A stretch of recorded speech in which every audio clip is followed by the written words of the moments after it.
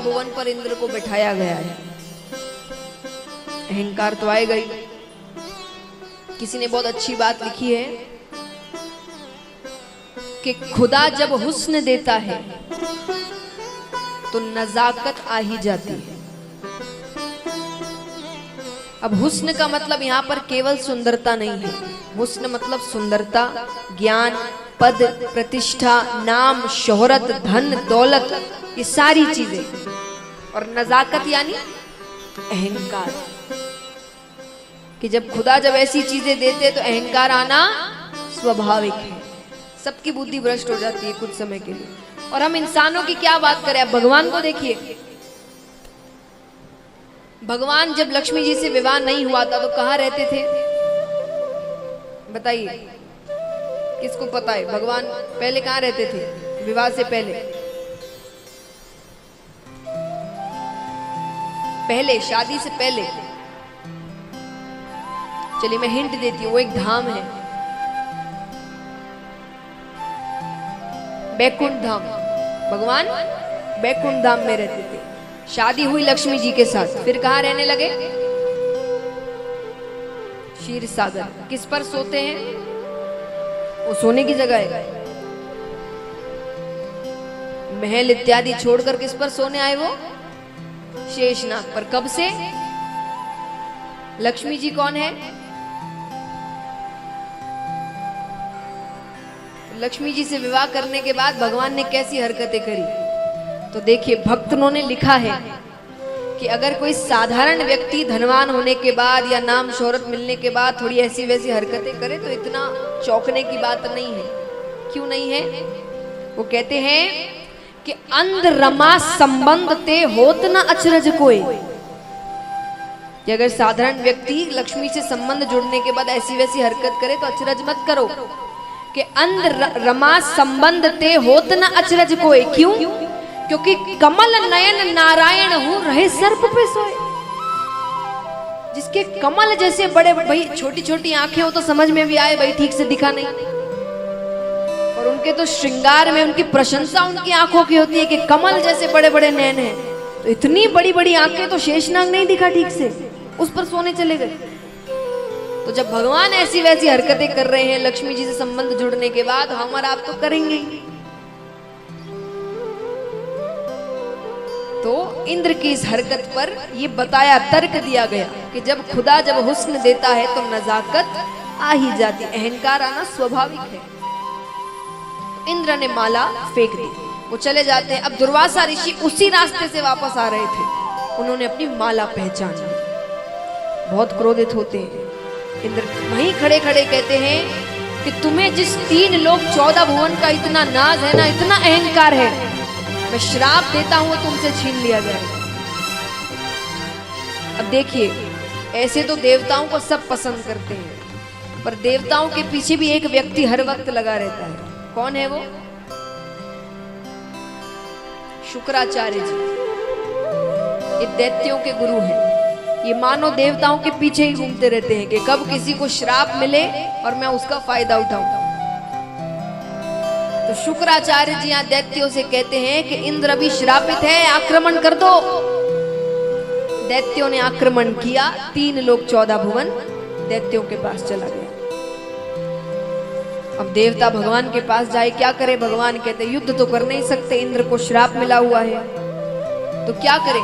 बोले एक काम करो, दैत्यों के साथ मित्रता करना, और मित्रता कर कर उनसे कहना हम समुद्र मंथन करेंगे, तो जो भी चीजें निकलेंगी आदि आदि बांट लेंगे। अब समुद्र मंथन में से दोनों को पता था अमृत निकलने वाला है, तो भगवान ने कहा अमृत मैं तुम सबको पिला दूंगा, फिर युद्ध करना, फिर नहीं हारोगे।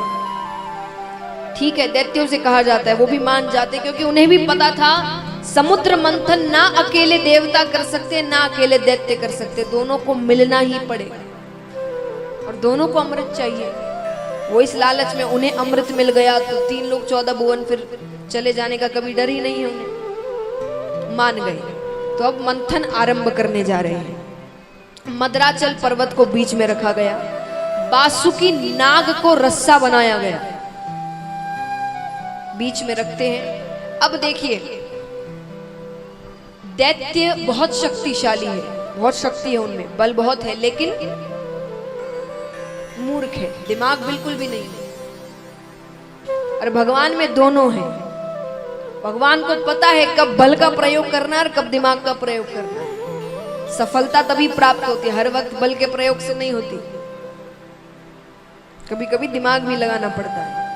तो भगवान ने क्या दिमाग लगाया? भगवान ने देवताओं से कहा कि तुम जाकर नाग का जो मुख है उसके सामने खड़े रहो और जिद करो कि हमें मुख की तरफ खड़े रहना।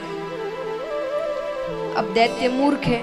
दैत्यों ने सोचा कि विष्णु बड़ा चालाक है, जरूर मुख के सामने रहने से कोई फायदा हो रहा है। तो दैत्यों ने कहा नहीं, हम अभी राजा हैं, हम मुख की तरफ रहेंगे। भगवान ने कहा भाई चलो ठीक है, बात तो सही है, राजा तो यही है, आप चले जाइए, हम पीछे हो जाते हैं। देवता पीछे चले गए। अब मंथन आरंभ करेंगे तो पहले तो पर्वत ही डूबने लगा।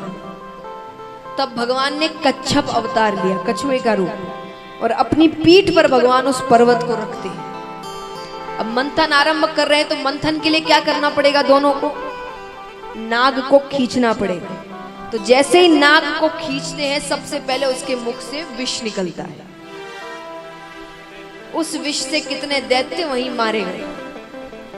अब बाकियों पीछे को जब तक समझ में आई चीज वो पीछे हटते हैं, थोड़ा विष बच जाता है। अब देखिए कोई भी चीज वापस समुद्र में नहीं जा सकती, सबका इस्तेमाल करना पड़ेगा। विष का कौन करे, कोई लेने को तैयार नहीं।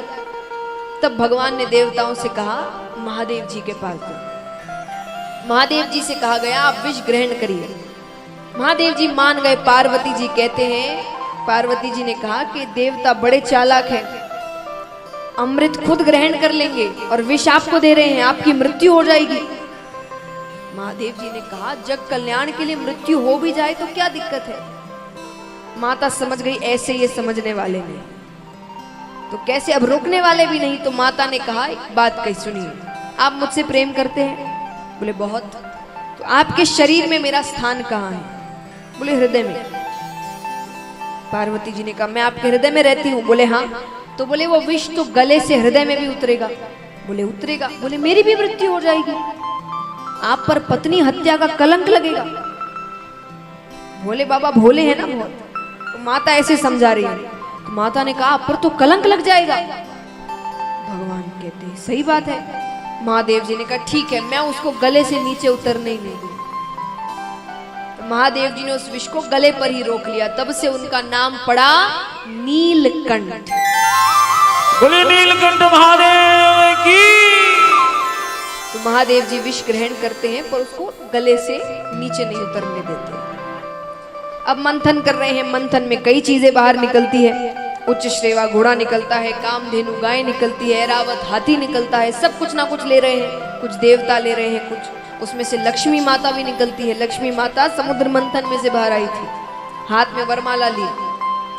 अब वरमाला लिए बाहर आई तो सब सज धज कर खड़े हो गए कि किसके गले में वरमाला जाए। देवता खड़े हैं, दैत्य खड़े हैं, ऋषिगण कई खड़े हो गए, माता सब, भगवान पीछे खड़े हैं। उनको सब सच तो पता ही है। भगवान कहते कर लो जितनी कोशिशें करनी है। तो माता आती है, सबसे पहले देवताओं के सामने से जाती है। माता ने कहा ज्ञानी है, शक्तिशाली है, पर बहुत अभिमानी है, इतना अहंकार है इनके अंदर अपनी चीजों का। चली जाती है। ऋषिगण दिखते हैं। माता ने कहा बलशाली है, ज्ञानी है, अहंकार भी नहीं है, पर क्रोधी है, बहुत जल्दी गुस्सा आ जाता है। चली जाती है। दैत्य सामने आते हैं। माता ने कहा बलशाली है पर मूर्ख है, ज्ञान बिल्कुल नहीं है। सब खत्म। तब भगवान सामने आते हैं। माता भगवान को देखती है, बलशाली है, ज्ञानी है, प्रेमी है, सरल है, विवेकी है, सारे गुण हैं इनमें तो। और माता ने विष्णु भगवान के गले में वरमाला डाला। लक्ष्मी नारायण भगवान की। दोनों का विवाह हो जाता है। अब फिर मंथन करते हैं तो उसमें से अमृत निकलता है। अब अमृत के लिए दोनों झगड़ने लगे। तब भगवान ने मोहिनी रूप ग्रहण किया।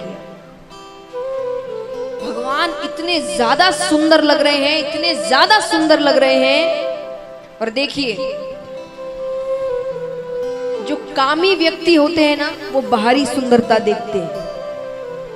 जो सच्चा प्रेम करते हैं वो आपकी अंदरूनी सुंदरता देखते हैं। तो दैत्य कामी है।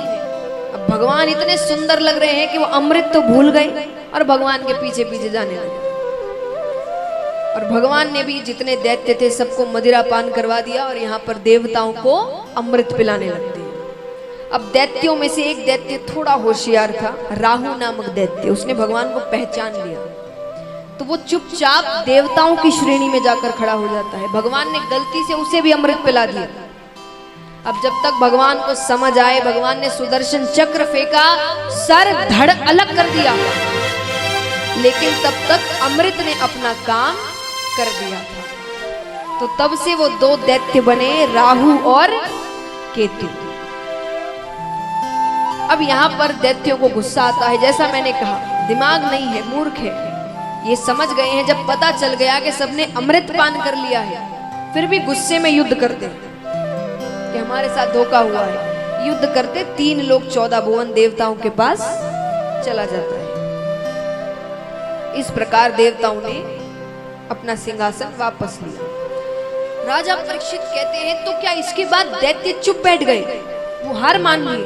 बोले नहीं, उसके बाद दैत्यों ने ऐसा कुछ किया जो किसी ने नहीं सोचा था। क्या किया? बोले दैत्यों ने धर्म का कवच पहन लिया। दैत्य सत्य की राह पर चलने लगे, यज्ञ इत्यादि करने लगे, पूजा पाठ करने लगे। धर्म इसीलिए देखिए, भगवान ने रावण को, कंस को, सबको मारा है, बलि को मारा नहीं। क्यों नहीं मारा? क्योंकि मार नहीं सकते, वो गलती ही नहीं कर रहा था, उसने कोई पाप नहीं करे थे। तो महाराज अब यहाँ पर सब धर्म का कवच पहन के बैठे हैं, सब पूजा पाठ यज्ञ इत्यादि कर रहे हैं। बलि को दैत्यों का राजा बनाया गया। राजा परीक्षित ने कहा, इतने बड़े बड़े दैत्य हैं तो बलि को राजा क्यों बनाया गया? बोले क्योंकि उसी के कारण उन्हें वापस 3 लोग 14 भुवन मिल गया था। कैसे? बलि अपने पिछले जन्म में एक डकैत थे, डाकू। उन्हें पता चला किसी गांव से कोई सेठ जी अपने साथ बहुत सा धन लेकर जा रहे हैं और बीच में एक जंगल का रास्ता है और धन उनके पास इतना है कि अगर किसी ने भी चुरा लिया तो उसे जीवन भर चोरी करने की जरूरत नहीं, वो बैठकर जीवन जी सकता है अपना। डकैत बलि ने सोचा ये अच्छा मौका है, आखिरी चोरी करते हैं, बस ये चोरी कर कर फिर कभी चोरी नहीं करेंगे। तो बलि ने रास्ते के लिए एक पोटली में 2 रोटियां बांधी कि भूख लगी बीच में तो भोजन कर लेंगे। पर चोरी करने का ऐसा जुनून सवार था, वो चलते जा रहे, सीधा जंगल में ही जाकर रुके।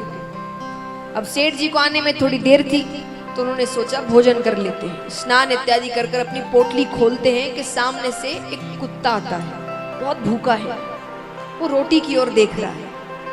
बलि को दया आ गई, उन्होंने अपनी एक रोटी उस कुत्ते को दे दी, उसने तुरंत खा ली। अब जब तक बलि दूसरी रोटी खाए, उसने वापस आकर फिर वो दूसरी रोटी को देख रहा है। बलि ने दूसरी रोटी भी उसे दे दी कि छोड़ो कोई बात नहीं। अब इस पूरे कार्य को करने में कुल 24 मिनट लगे। कितने मिनट? 24 मिनट, एक घड़ी यानी कि एक भूखे को भोजन करवाने में। फिर वही सेठ जी आते हैं, चोरी इत्यादि, वर्ष बीतते हैं, अंत समय आया, मृत्यु हो गई। यमराज चित्रगुप्त के पास जाते हैं, बताओ कितने पाप किए, कितने पुण्य किए? चित्रगुप्त ने कहा जीवन भर पाप ही पाप किए हैं, सिर्फ 24 मिनट का पुण्य किया है। एक भूखे को भोजन करवाया है इसने।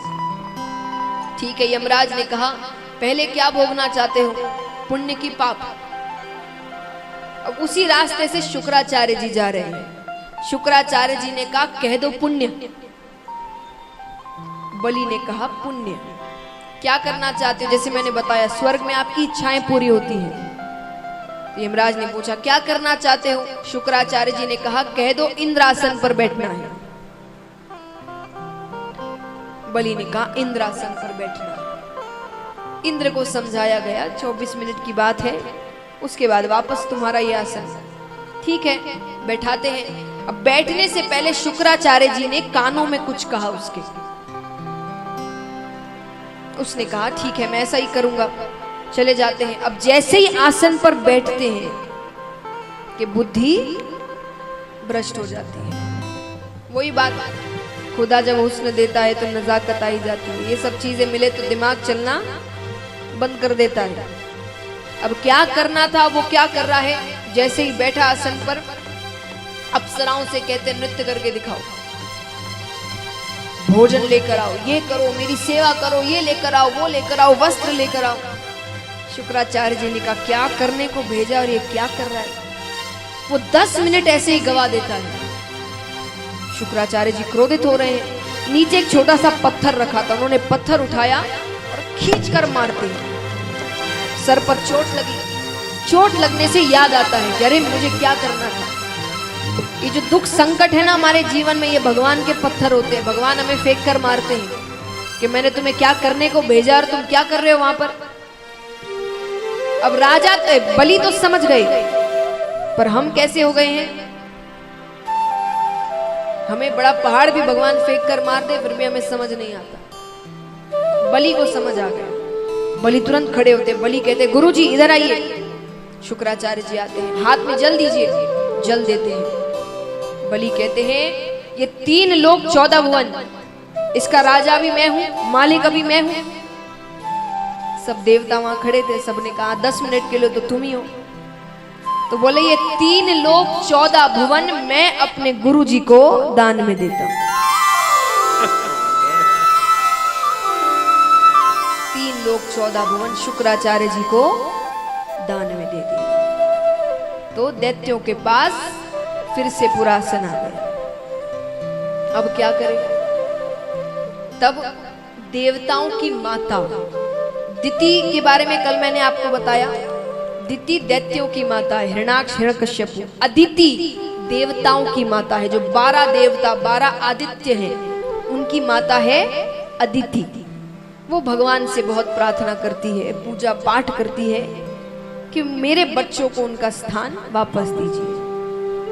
तो उनकी प्रार्थना स्वीकार करके भगवान उनके घर पर जन्म लेते हैं। जन्म यानी अवतार ग्रहण करते हैं।